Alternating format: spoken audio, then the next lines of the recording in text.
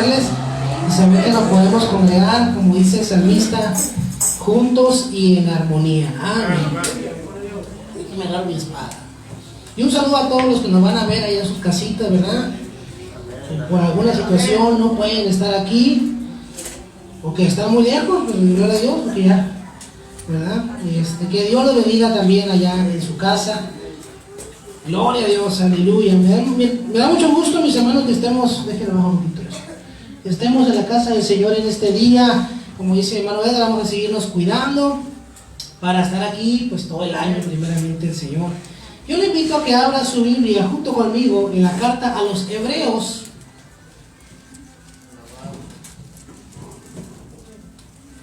Hebreos capítulo 4. Gloria a Dios. Ya no tenemos lugar. Está lleno, ¿verdad? Ya se acabó. Gloria al Señor. ¿Sabe que hay iglesias que han estado haciendo reservaciones para poder venir a la iglesia? Si usted quiere ir el domingo, tiene que hablar desde el lunes para anotarse que va a ir, porque no hay lugar para todos. Por la contingencia no se puede llenar a tope en los lugares, pues entonces, pues seguimos así, vamos a tener puro VIP. Gloria a Dios. Hebreos capítulo 4, ¿lo tenemos? Vamos a leer el versículo 11, 12 y 13. 11, 12 y 13, con la bendición del Padre, del Hijo y del Espíritu Santo. Amén. Escuche, procuremos pues entrar en aquel reposo para que ninguno caiga en semejante ejemplo de desobediencia. ¿Por qué? Porque la palabra de Dios es viva y eficaz, y más cortante que toda espada de dos filos, y penetra hasta partir el alma y el espíritu y las coyunturas y los tuétanos, y discierne los pensamientos y las intenciones del corazón. Y no hay cosa creada que no sea manifiesta en su presencia.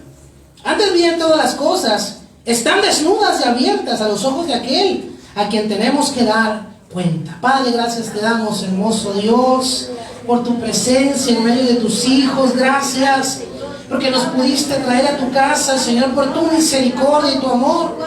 Gracias porque pudimos expresar nuestro agradecimiento a través de los cánticos, de nuestras manos, de nuestro corazón y nuestra alma. Y ahora, Señor, tenemos corazones receptivos, tierra fértil en nuestro espíritu, para que tu palabra, Señor, llegue y haga y que demos fruto, y mucho fruto, que ese fruto permanezca. En el nombre de Jesús, gracias te damos. Amén y amén. Puede tomar su lugar, mis hermanos, nuevamente. Se dice que las armas más importantes que tiene nuestro enemigo, nuestro adversario, que el Señor lo reprenda, las armas más poderosas que tiene son, en primer lugar, el desánimo, el desaliento, el desinterés, en primer lugar, y en segundo lugar, la incredulidad. La incredulidad, mis hermanos, ha sido y será siempre un motivo importante por el cual muchas personas se han perdido de entrar en su reposo, en su descanso en Dios. Usted puede leer en su casa, al inicio del capítulo 4 de Hebreos, está hablando el escritor de los Hebreos de cómo el pueblo no había todavía entrado en su reposo.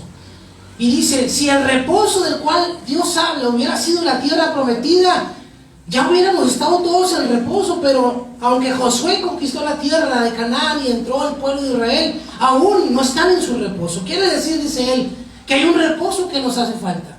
Y ese reposo únicamente lo podemos encontrar en Cristo Jesús. ¿Sabe que hay mucha gente que toma el sábado como el día de reposo, verdad?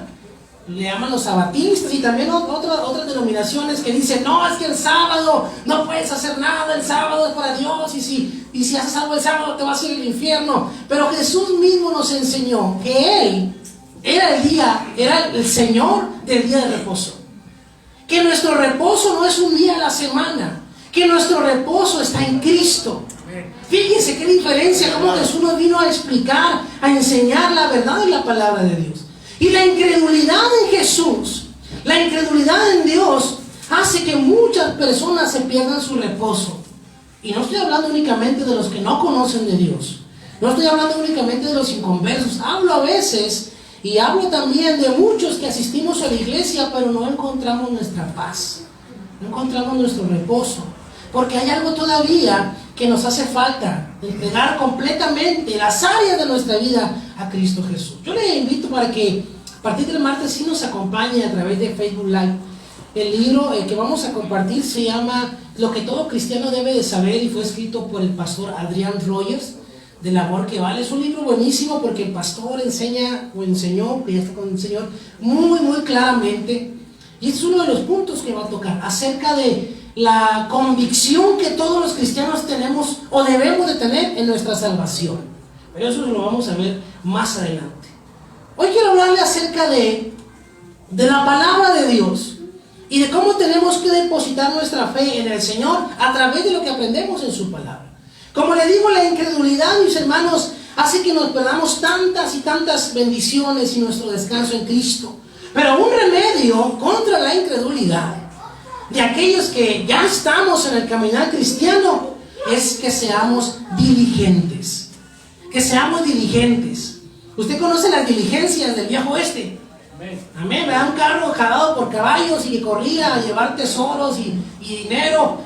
Y estos caballos estaban entrenados para no pararse con nada hasta que alguien dijera una palabra que era clave. Porque si se paraban en el camino los iban a asaltar, los iban a matar, los iban a robar. Y los caballos eran diligentes. Se llamaban diligencias. La diligencia que va a ir a una parte del barco. Entonces, fíjese cómo estos caballos estaban entrenados para no detenerse. Corrían días y noches, si es que nadie decía esta palabra. Y el cristiano debe aprender de los caballos. El cristiano debe de ser diligente. Y no debe parar, más que como dice aquel corito, ¿verdad? En la lucha y en las pruebas, la iglesia sigue caminando y solo se detiene para predicar. Eso es lo único que debe de tener el cristiano en su caminar. Pero a veces, mis hermanos, como digo, llega la incredulidad a nuestra vida y nos paramos. Dice el versículo 11 que leíamos del capítulo 4: procuremos pues entrar en aquel reposo. La Biblia nos exhorta a que procuremos, a que sea algo de nosotros, que le echemos ganas, como dicen, ¿verdad?, a lograr entrar en el descanso del Señor. Es decir, mis hermanos, que tratemos de descansar de nuestras propias obras para entrar en las obras que Dios tiene para nosotros. Mire, dice Filipenses, si me acompaña ya Filipenses capítulo 2, y si alguien lo encuentra, aquí está. Filipenses 2, 12 y 13 dice así: por tanto, amados míos, como siempre habéis obedecido, no como en mi presencia solamente, sino mucho más ahora en mi ausencia, ocupaos en vuestra salvación con temor y temblor, porque Dios es el que en vosotros produce así el querer como el hacer por su buena voluntad. Dios, mi hermano, nos dice que tenemos que procurar nosotros ocuparnos en nuestra salvación.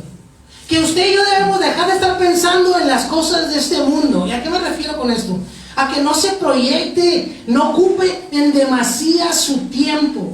Todos tenemos que salir a la escuela o salir a trabajar o hacer lo que nos corresponda hacer. Eso es normal.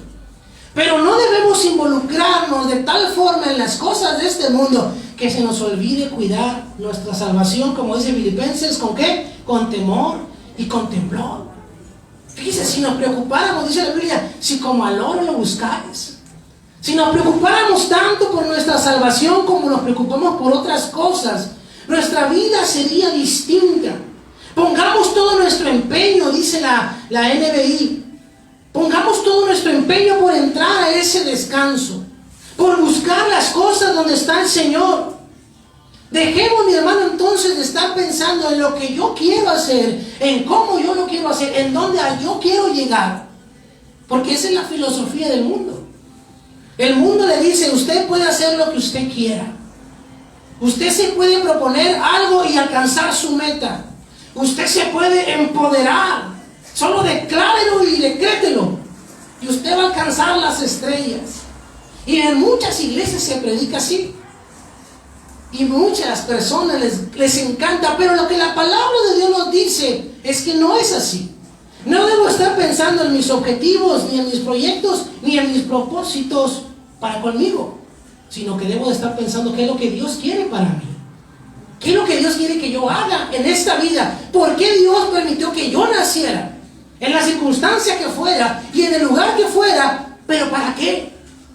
Nada más para que anduviera ahí vagando, rodando, como dice la vecina en su canción, ¿verdad? Que pone todos los días, soy una basurita que lleva el viento. Mucha gente así vive, pensando en sobrevivir más que en vivir. Y se dedican a trabajar para poder gastar, para poder seguir trabajando, para poder seguir gastando, y eso es todo, no hay más. Pero ¿cuál es el propósito por el cual estamos aquí en esta tierra? ¿Para qué Dios me creó? Cuando se acabe el tiempo de nuestra vida, ¿qué va a suceder? En la semana yo leí algo del INEGI. Dice que en México la esperanza de vida promedio es de 75 años. La esperanza de vida promedio es de 75 años. Y yo sacaba mis cálculos y decía, bueno, me queda como 40 años, poquito más. ¿Qué voy a hacer?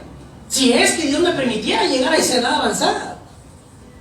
Pero leyendo estadísticas del INEGI veí que todos los grupos de edades mueren en igual cantidad al año. Es decir, menores de 12 años, entre 12 y 18, entre 30 y 40, de 60 y más, todos mueren en la misma cantidad. No crea que los viejitos se mueren más por estar viejitos, no es así. Qué curioso, ¿no? Pero yo decía, ¿qué voy a hacer con mi tiempo? El tiempo que Dios me preste en esta tierra, ¿en dónde lo voy a invertir?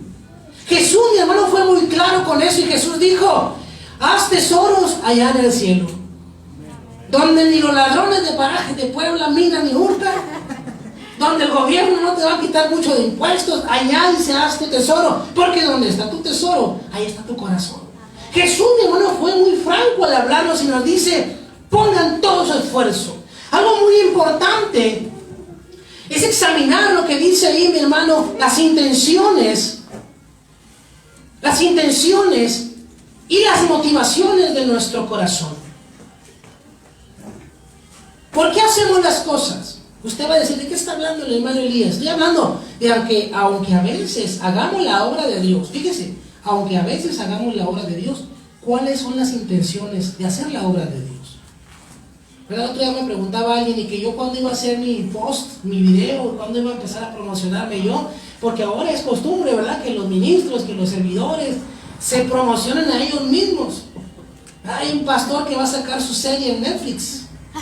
Sí sabía, ¿no? Va a sacar su serie en Netflix, su biografía. Y hay otro pastor que va a sacar su no sé qué streaming. Y eso está bueno si es para predicar la palabra, pero si es para darse promoción a sí mismos. Yo le decía, no, es que yo no quiero que la gente sepa mi nombre, ni sepa quién soy yo, eso no me interesa. El único que me interesa que sepa quién soy yo es aquel. Y yo voy a trabajar para él. ¿Cuáles son las verdaderas intenciones del corazón? Porque a veces decimos, es que yo lo hago con todo mi corazón para Dios. Pero, según Jeremías, capítulo 17 y versículo 9, dice que el corazón es engañoso. Engañoso es el corazón. Más que todas las cosas, ¿quién lo conocerá? Solo tú, señores. Así que Dios nos está diciendo francamente que no nos dejemos guiar por nuestras emociones. Ay, es que yo amo tanto a ese hombre, sí, hermana, pero no es cristiano, le va a ir mal. Alaba. Le va a ir mal. No, es que yo lo voy a cambiar para el Señor. Es que lo quiero, y se guían por sentimientos en vez de que es lo que dice la palabra de Dios. Y ya después pues se casan y hacen lo que quieren, ¿verdad? Y pues aquí tenemos que tratar de restaurar sus vidas, porque les va a ir como se les advertimos. Y no es que seamos adivinos, pero la palabra de Dios es clara y es tajante. Y ese siempre es el ejemplo que doy, porque es el más visual, pero como ese hay muchos. Como ese hay muchos ejemplos que yo le pudiera dar. Porque el corazón, mi hermano, del ser humano es engañoso. Y solamente Dios puede conocerlo, ni siquiera nosotros mismos. Por eso el salmista decía, Señor, líbrame de los pecados que me son ocultos. Dice, por si estoy haciendo algo sin querer, pero es pecado, hasta por eso perdóname, Señor. Y líbrame para ya no hacerlos. Es por eso, mi hermano, que es urgente que veamos nuestro ser y nuestro hacer a la luz de la palabra de Dios. Las escrituras desnudan los corazones. Decía ahí el versículo 12. Dice que penetra hasta partir el alma y el espíritu y las coyunturas y los tuétanos y discierne los pensamientos y las intenciones del corazón. La palabra de Dios, mi hermano, la palabra nos deja desnudos ante la mirada de la presencia de Dios. Yo me acuerdo que una vez fui a Rosarito a predicar y saliendo me dijo una hermana, se acercó, hermano, ¿quién le dijo eso? ¿Quién le dijo eso? El pastor le dijo. Me acuerdo porque estaba muy bonita esa mañana frente al mar. Y la señora me estaba acusando de que el pastor le había dicho, por eso yo había predicado. Pero es la palabra de Dios. Y yo sé que usted que está aquí, más de una vez ha salido de este lugar diciendo, algo sabía el pastor. Alguien le dijo, o me estaba diciendo a mí. Y sí le estaba diciendo a usted, pero yo sin saberlo. Porque es la palabra de Dios la que nos conoce. ¿Verdad? Yo lo veo a todos esta mañana muy guapos, muy bonitos, bien peinados. La mayoría. Los que pueden, hermano, tranquilo. Pero yo no sé lo que trae usted en su corazón. Yo no sé lo que vivió en la semana. Yo no sé lo que vivió esta mañana. Pudieron pasar tantas cosas desde la última vez que yo lo vi. Esta mañana me levanté, hice mi devocional. Y miré que en la madrugada de hoy una patrulla fue embestida por una Cherokee y el policía municipal falleció. Esta mañana. A lo mejor usted ni sabía, porque hace unas horas de eso. Este hombre ya no regresó a su casa. Entonces pasan tantas cosas en tan poco tiempo que es imposible que el pastor esté enterado de todos los chismes. Pero la palabra de Dios, mi hermano, cuando llega a nuestros oídos, dice, eso que está diciendo el pastor es para mí. Si usted es buena persona, ¿verdad? Si no, está diciendo, es para el hermano. Es para el otro, ¿es para qué? No, pero si usted lo entiende, está diciendo, esto es mío. Y no es porque el pastor trate de ofenderle ni trate de atacarlo, porque como pastor, mi objetivo, mi hermano, es que usted venga a la casa de Dios, reciba la palabra y la viva. Que viva la palabra de Dios. A mí no me beneficia nada en ponerme a tirar pedradas desde aquí y herirlo. Aunque el sermón de esta tarde se llama cortar para sanar. Quiere decir que muchas veces la palabra lo va a lastimar. La palabra, como dice ahí, es una espada de 2 filos y penetra hasta partir el alma. Y yo no sé si usted se ha cortado con algo, pero cuando uno se corta no es algo agradable. Ay, qué suave, me corté un dedo, mira qué chido. No, mi hermano, las hermanas cortando el pollo, ¿verdad? Ay, se me fue un dedo. No es algo agradable, es doloroso. Pero es algo que a veces es necesario cortar para sanar, especialmente si usted es una persona que está herida y va al doctor, ¿verdad? Y a veces, ¿qué hacen los doctores? Por ejemplo, pues nos operan y nos tienen que abrir. Y a veces las cirugías mayores nos abren todo y ahí están como carniceros los médicos, ¿verdad? Pero ¿por qué hacen tanta cortadera? Porque tienen que sacarnos, extraernos algo, sanarnos. Por eso, mis hermanos, la palabra de Dios dice que penetra hasta partir el alma y el espíritu. La palabra dice que es viva y es eficaz. Dice que la palabra es cortante, es tajante, penetrante, discerniente. Es como el mejor bisturí del mejor cirujano. La palabra del Señor deja al paciente desnudo y al descubierto, de modo que no hay excusas delante del Señor. Ya cuando llegamos a la presencia de Dios, ya pasamos a través de su palabra y ya no tenemos nada que mentirle al Señor. Ya no hay excusas que darle a Dios. Ya no se puede, porque la palabra ya nos dejó así. Imagínense, mi hermano, que estemos delante de la presencia de Dios y querramos darle excusas. Usted no le va a poder decir a Dios, yo no sabía. Porque Dios le va a decir, ahí tenías la palabra, mi palabra. Así que si no sabías es porque tú no querías saber, o porque te rehusaste a saber. La palabra dice es viva porque fue inspirada por el Espíritu Santo de Dios. A lo largo de alrededor de 1400 años, a más de 40 autores en más de 3 idiomas, en varios países, fue inspirada por uno, que es el Espíritu Santo. Y la palabra inspirar viene de la raíz soplar. Cuando usted va a Génesis y dice que Dios hizo al hombre de barro a su imagen, y dice que inspiró aliento de vida. El mismo Espíritu que nos dio vida a través de Adán es el mismo Espíritu que está aquí en su palabra. Es lo mismo hizo Dios para darle vida a su palabra. La palabra de Dios es viva, así como sopló en nosotros. Dice Juan 6:63, Jesús dijo, porque mis palabras son vida. Jesús dijo que sus palabras eran vida. Usted se siente mal, se siente triste, se siente rumbo a la muerte, lea su palabra, medite en su palabra y su palabra le va a dar vida. ¿Qué es lo que cambia en los corazones? ¿Qué es lo que transforma a las personas? Es el predicador, es la iglesia, la alabanza. Nada de eso cambia a la gente. Es su palabra. Por eso cuando usted entrega un volante, un folleto de su palabra, o da una pequeña reflexión a alguien, con eso es más que suficiente. Porque la palabra es lo que va a ser el detonante en las personas. O cómo usted y yo llegamos a Dios. ¿Cómo es que llegamos a reconocer la palabra?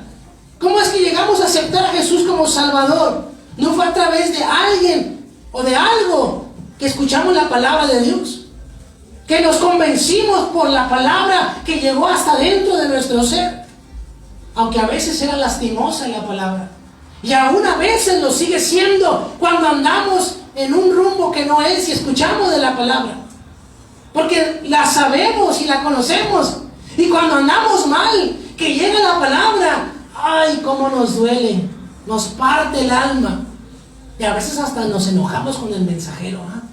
Ay, tú muy santo, ay sí, mucha Biblia, pero por dentro sabemos que tiene razón, porque quien dijo esa palabra no es la persona, no es el predicador, es Dios mismo que lo hizo. Aleluya.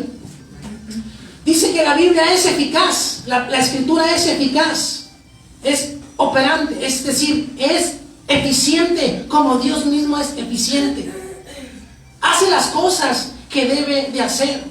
Mire, le voy a leer un texto que está en Isaías capítulo 55, versículo 11, dice así: así será mi palabra que sale de mi boca, dice el Señor.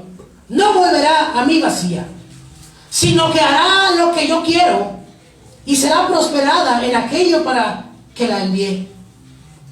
Cuando la palabra de Dios sale, nunca regresa vacía. Siempre hace algo que Dios la mandó a hacer.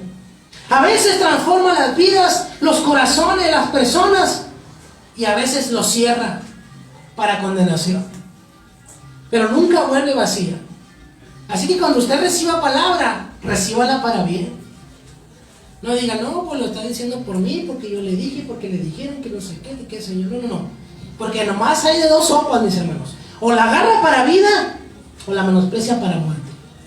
Nunca vuelve vacía, porque es eficaz. La palabra de Dios nunca se tira, ya se desperdició. Nunca se desperdicia. O da vida, o da salvación, o condenación. Jesús dijo, yo no los condeno, sino que la misma palabra ya nos ha condenado, porque el que no cree en mí ya ha sido condenado. Por automático. Así no hay que hacer mucho para ser condenado, no hay que hacer nada. Pero para alcanzar la salvación en Cristo, tenemos que dejar que esa espada nos atraviese. La espada es cortante, es tajante, como una espada pequeña que se utilizaba para hacer operaciones. Es la misma palabra que se escribió aquí. Era como una daga, una daguita de ese tamaño que usaban los cirujanos hace miles de años. Y con esa era su bisturí, y abrían a las personas, ¿verdad? Cuando todavía no había anestesia. ¿Usted sabrá? Sí sabía que en la Edad Media, ¿verdad?, le sacaban las muelas y lo operaban sin estar usted sedado. Entre varios lo agarraban a una mesa y el cirujano trataba ahí con usted, revolcándose, de hacerle la operación. Y ese sufrimiento y ese dolor, como le decimos a nuestros niños ahora, es por tu bien. Te van a inyectar por tu bien. Te van a hacer esto por tu bien. Y hay muchos cristianos que son como niños. Es por su bien, pero no les gusta el dolor que produce esa cortadura. pero es cortante. Se usaba, mis hermanos, para defenderse, pero más que otra cosa, como una herramienta médica. Es decir, que la palabra de Dios, aunque lo va a cortar con una buena intención. Lo va a cortar para curarnos de dos filos, porque penetra por los dos lados y corta y suavecito, incisivo, penetra hasta lo más hondo del ser humano, hasta las intenciones del corazón. A veces cuando nosotros ni siquiera conocemos nuestras propias intenciones, la palabra como nos abre, nos las hace saber. Tú nomás estás yendo a la iglesia a ver a las muchachas. ¡Santo Dios! Tú nomás estás yendo a la iglesia a ver qué se puso la pastora hoy. A ver si se peinó por fin. Las intenciones del corazón. ¿Por qué hacemos las cosas? ¿El para qué? Dice que discierne, y discierne los pensamientos. La palabra de Dios llega a lo profundo de cada uno de nosotros. Nos deja al descubierto ante el Señor. Y mire que dice discernimiento. Y esa palabra discernimiento viene de la raíz que se usa para decir a cuello abierto. O sea que la palabra de Dios, vea, la palabra de Dios nos deja así. ¿Usted quién ha visto que se pone así? A los que los van a degollar. El escritor de Hebreos recordaba cómo en el Antiguo Testamento, en el Antiguo Pacto, tomaban a los corderitos y a los animalitos y sácatelas. Así nos deja la palabra de Dios, al descubierto, listos para ser sacrificados, sin poder meter las manos, sin poder argumentar en contra de la palabra de Dios. Pero el Señor, yo hago esto porque ella me hace, pero Señor, yo hago esto porque Él me dijo. Es que, ¿y cuál es tu argumento en contra de la palabra de Dios? Y así nos deja con el cuello, mire, así. Es muy probable que el autor estuviera pensando en eso que le digo del Antiguo Testamento. En el Antiguo Testamento el sacerdote tenía que traer la gente traía un animal y el sacerdote lo tenía que sacrificar delante de Dios. ¿Y sabe qué hacía el sacerdote? Dice la Biblia que los partía los animales por el medio. Quedaban así, quedaban abiertos. Y el sacerdote tenía que inspeccionar que no hubiera defecto alguno en el animal, hasta por dentro del animal. Porque si había un defecto, el sacerdote no se lo podía entregar a Dios así. No lo podía subir al holocausto, a la lumbre. Porque para Dios era lo mejor. Y vea cómo la palabra de Dios ahora a nosotros nos abre para ver si por dentro, escondido allá en algún recoveco, tenemos un defecto. Porque si tenemos un defecto, no podemos agradar a Dios. Es la misma palabra la que nos abre, la que nos cura, la que nos busca nuestros defectos para ayudarnos a terminar con ellos. Así quedamos con el bisturí de la palabra de Dios, expuestos ante Él y ante nuestra conciencia, porque nuestra conciencia es buena para ayudarnos. Escuchamos la palabra y nos cae el 20 y inmediatamente la conciencia nos dice, eres tú. Pues yo no sé si usted, pero a mí sí. Inmediatamente me dice, tú eres el que están hablando ahí, eres tú. Y ya no hay más que decir. No es cierto que al escuchar mensajes fuertes, decimos en nuestro interior, esto es para mí. Y sentimos como si nos cortaran. Ahorita van a salir unos renqueando así en la iglesia. A veces así salimos, pero por dentro. O nomás a mí me pasa. ¿Cuántos dicen amén? Digo porque a mí sí me pasa. Yo escucho predicaciones y escucho y estudios y leo y acabo todo así como, acabo como Rambo, así todo, no, como el Rocky. Acabo como el Rocky así. Porque la palabra de Dios me golpea. Y le digo, Señor, gracias. Gracias porque todavía tu Espíritu me redarguye a través de tu palabra. Todavía reconozco mis faltas. Todavía puedo decir, sí, yo soy un hombre que peca. Yo soy un hombre que no es perfecto delante de Dios. Porque cuando yo diga, ya la hice, entonces ahí sí, pobre de mí. Pobre de mí el día que yo diga, no, ya soy perfecto, ya soy santo, ya soy, no. Ese día, olvídese, ya me perdieron. Póngase de pie.